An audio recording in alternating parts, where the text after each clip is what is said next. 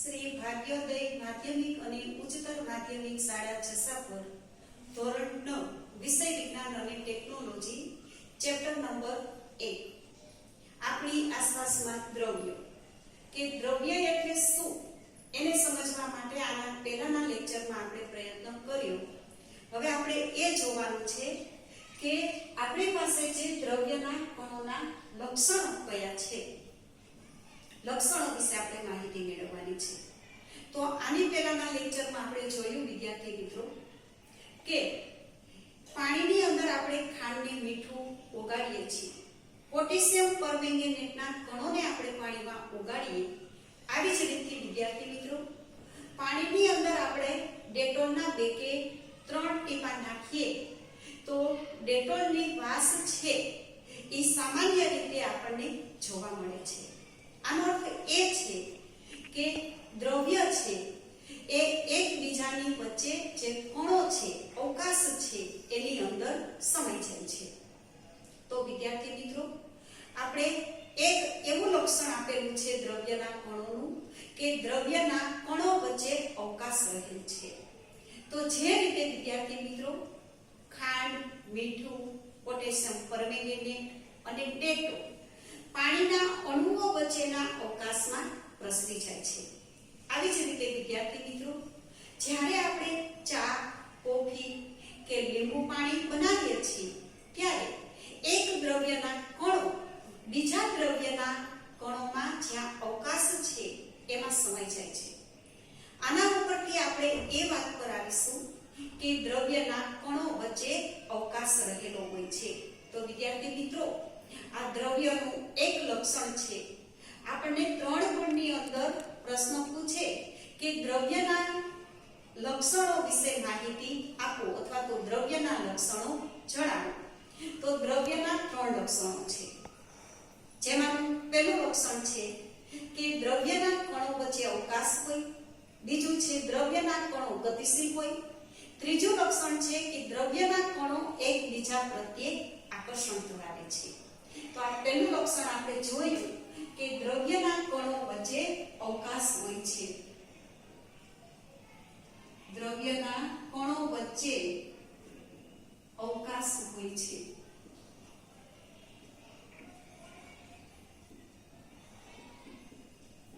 હવે બીજું આપણે લક્ષણ જોવાનું છે કે દ્રવ્યના કણો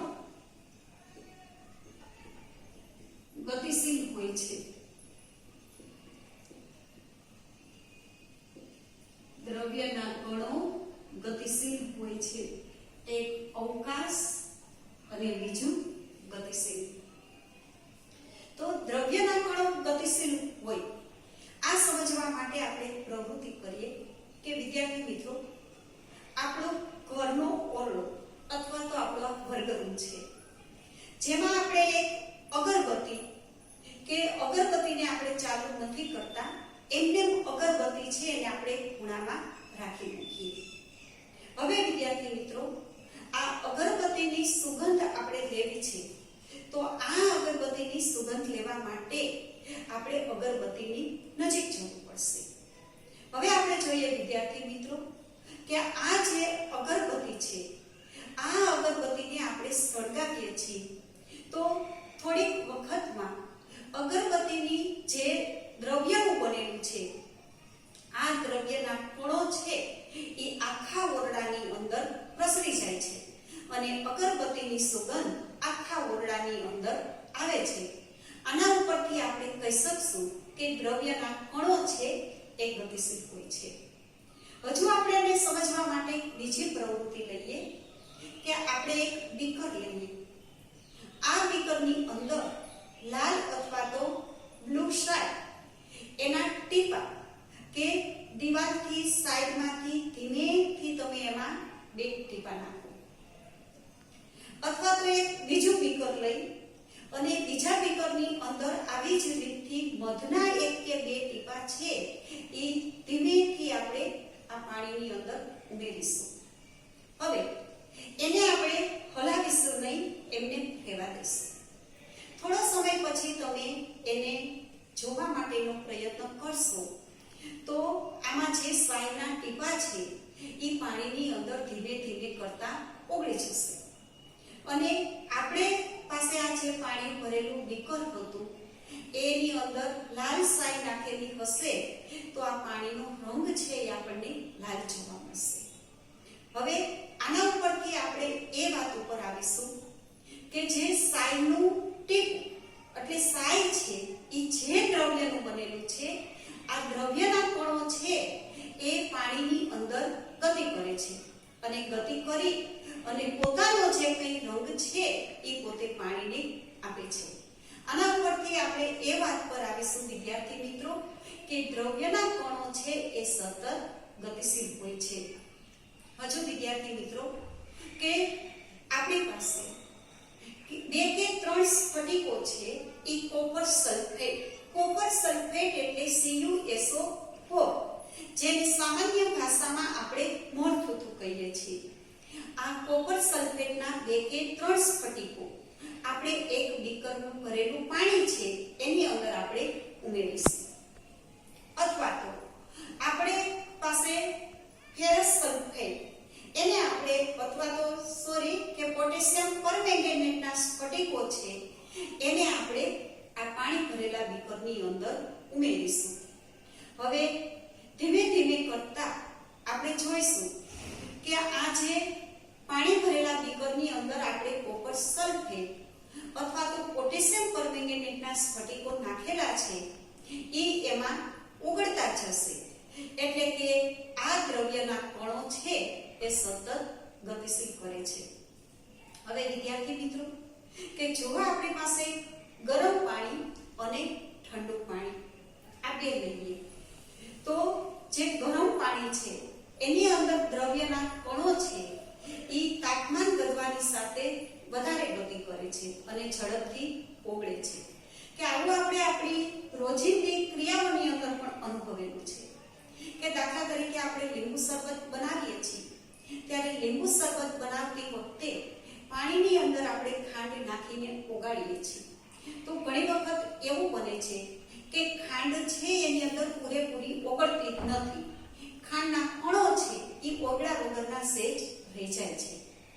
આનો અર્થ એ છે કે પાણીના વચ્ચે અણુઓ વચ્ચેનો જે અવકાશ છે એમાં આ ખાંડના અણુઓ છે એ પૂરેપૂરા સમાતા નથી એટલે કે ઝડપથી પોતે ગતિ કરતા નથી. તો આપણે આ દ્રાવણને સેજ ગરમી આપીશું, સેજ વધારે તાપમાન આપીશું તો આ ખાંડ છે એ પાણીની અંદર ઓગળી જશે. આનો અર્થ એ છે કે તાપમાન વધારતા આ પાણીના કણો છે એ તાપમાન વધારતા આના કણો છે એ સતત ગતિ કરે છે. તો વિદ્યાર્થી મિત્રો આના ઉપરથી આપણે એ વાત પર આવીશું કે દ્રવ્યના કણો છે એ સતત ગતિશીલ હોય છે. આપણે જોઈએ કે કોઈ પણ એક દ્રવ્યના કણો છે એ બીજા દ્રવ્યના કણોની અંદર આંતર મિશ્રિત થયેલા હોય છે. કે દાખલા તરીકે આપણે ઉદાહરણ જોઈએ કે આપણે લીંબુ શરબત બનાવીએ છીએ ત્યારે જેની અંદર એક દ્રવ્ય એટલે કે ખાંડ છે, બીજું દ્રવ્ય કે એમાં એક મીઠું છે. તો ખાંડ અને મીઠાના દ્રવ્યો આ બંને એકબીજા સાથે આંતર મિશ્રિત થયેલા હોય છે. તો આપણે કહી શકીશું કે દ્રવ્યના કણો છે એ ગતિશીલ હોય છે. ત્રીજું લક્ષણ છે કે દ્રવ્યના કણો એકબીજા પ્રત્યે આકર્ષણ ધરાવે છે. આપણે દ્રવ્યના લક્ષણો વિશે જોઈએ તો ત્રીજું લક્ષણ છે કે દ્રવ્યના કણો આકર્ષણ ધરાવે છે.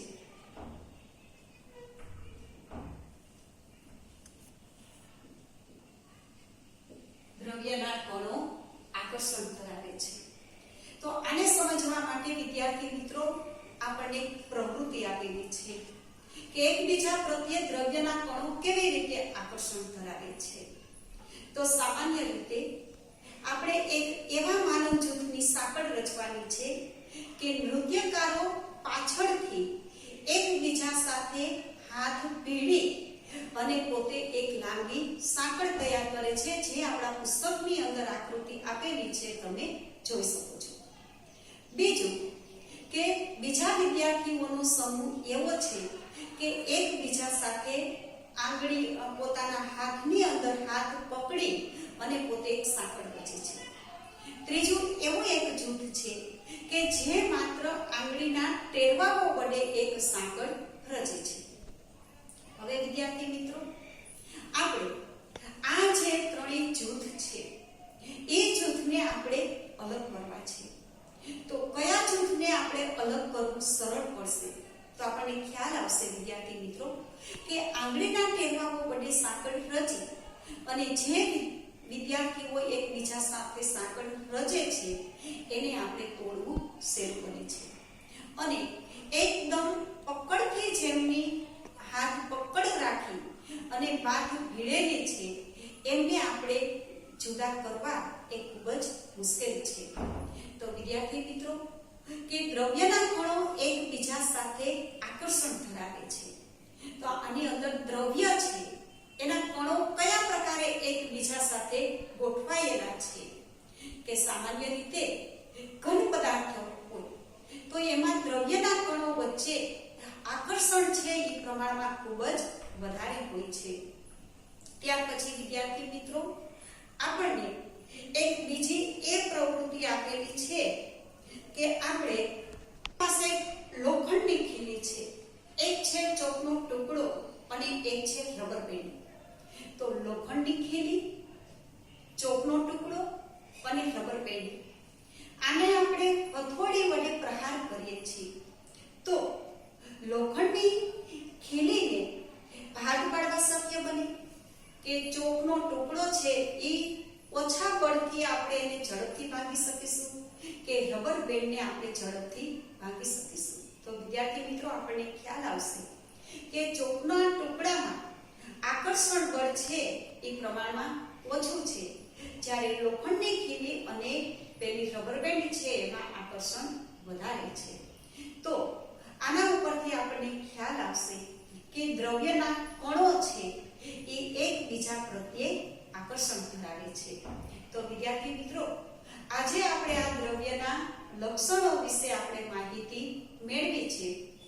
તો સામાન્ય રીતે આપણે જોઈએ તો દ્રવ્યને 3 લક્ષણો છે. જેમાંનું પહેલું લક્ષણ છે કે દ્રવ્યના કણો વચ્ચે અવકાશ હોય છે, બીજું છે દ્રવ્યના કણો ગતિશીલ હોય છે, અને ત્રીજું લક્ષણ છે કે દ્રવ્યના કણો એકબીજા પ્રત્યે આકર્ષણ ધરાવે છે. તો આપણે આ લેક્ચર પૂરો કર્યા પછી આ દ્રવ્યના જે કંઈ લક્ષણો છે આ ત્રણેય લક્ષણો આપણે એક વખત પાકી બુકમાં લખવાના છે અને એક વખત ફેર બુકમાં લખવાના છે.